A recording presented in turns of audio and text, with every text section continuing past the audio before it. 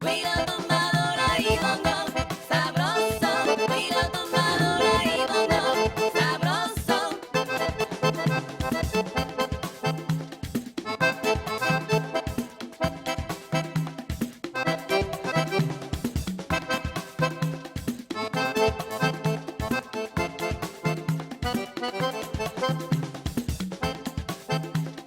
Cuida tumbadora y bongo, sabroso. Cuida tumbadora y bongo, sabroso.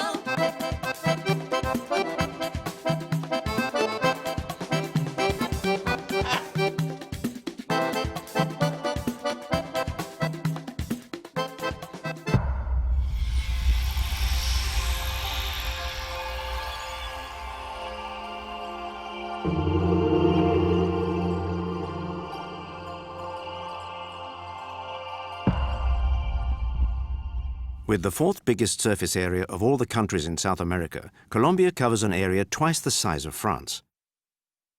On its western side, the country is washed for over 3,000 kilometers by two oceans, the Atlantic and the Pacific.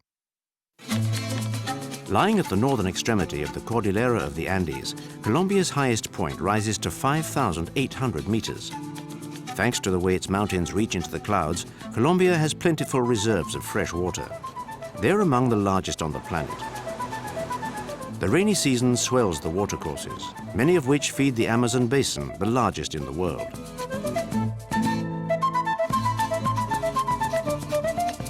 Colombia has a great diversity of landscapes.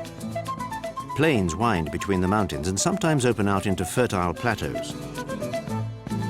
Between the peaks and the shoreline, the differences in altitude give rise to a very varied tropical climate.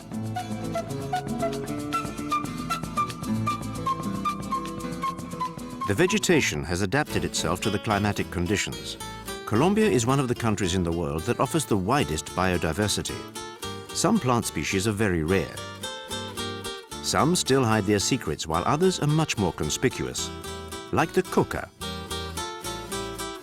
The country is the meeting point for many animal species. The fauna is very interesting, especially the birds. For example, the toucan, which has more than one trick in its beak.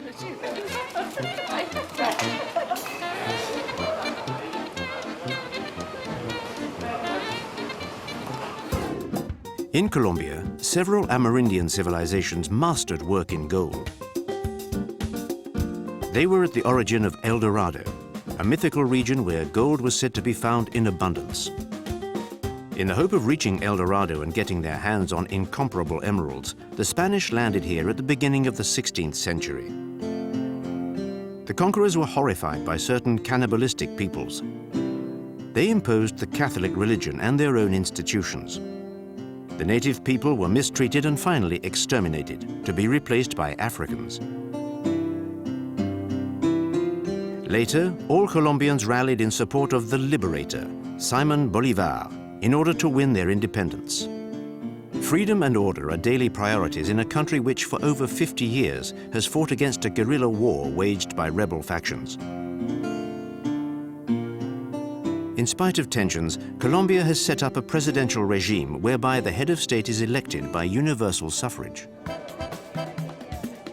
Society is multiracial, and 60% of the population is of mixed race.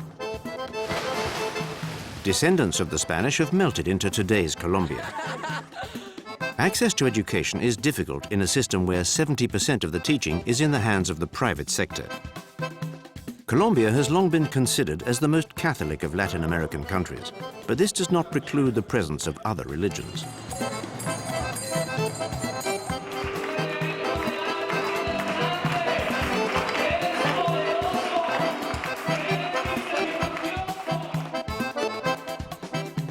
The Spanish brought their culture that Colombia then enriched, notably with the writer Gabriel García Márquez. Colombian creation and culture are evidence of a startling vitality. Folklore and music are two examples.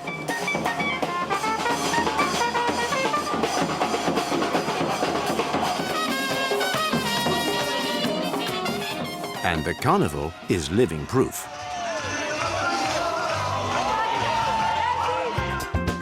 Colombia has nearly 47 million inhabitants, 3/4 of whom live in the towns. But the conditions of urban life are not the same for everybody. There is a very large gap between rich and poor.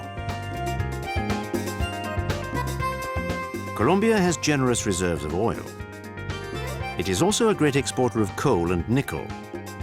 And this industry occupies 1/4 of the active population. Having access to 2 oceans is also a huge advantage for trade. Agricultural potential is enormous, since much of the land remains unexploited. The resources of the sea could also increase in a region which is very rich in fish stocks. To facilitate communications, dozens of airports are in operation. They complete the infrastructures of a country which is definitely moving forward.